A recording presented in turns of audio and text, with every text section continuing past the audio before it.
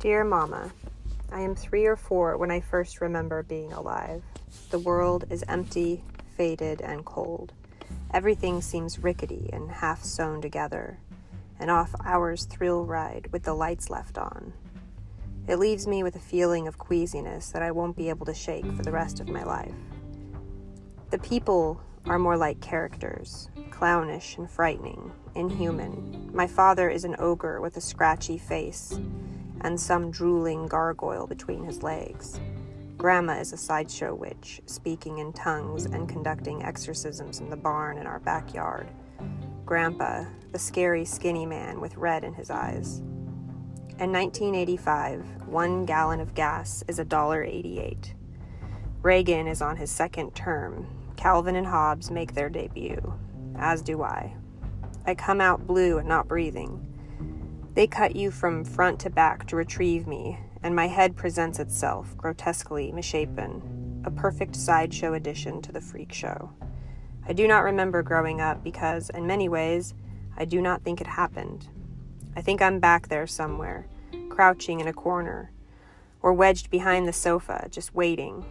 They say kids who experience trauma grow up too fast, but I think they don't grow up at all. I think the body grows in spite of them, and they go through the acts of getting older. But they do not get older. They shrink, they wither. They have learned to make themselves small. I have always felt like a character in someone else's story, a faintly drawn sketch of a person, an outline. Any thought I had was corrected or dismissed outright. My body was not my own. My actions were governed over and manipulated, and my whole life felt like it has already been written, and that my only job was to play the part. I remember the loneliness, learning to be alone. Learning that if anyone spoke to me or looked at me too closely, the tears would fly out of my eyes and the sobs would fly out of my throat, and I'd cry for a week. I could feel the tears brimming and sloshing in me like water in a glass that is unsteady and too full. Early on, Dad mocked and belittled my innocent feelings, and I learned to ignore them. I couldn't afford to feel the full range of feelings in my body while I was being abused. Pain, outrage, hate, vengeance, confusion, arousal. So I short-circuited them and went numb. For many children, any expression of feelings, even a single tear, is cause for severe abuse. Again, the only recourse is to shut down. Feelings go underground.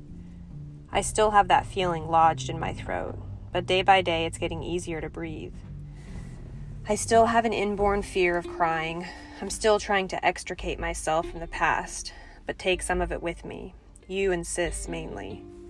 Most don't get to take anything with them when their house burns down. We've been lucky that way. We've gotten to grab hold of each other and follow each other through the dangerous terrain of a smoldering house into the dark air of freedom.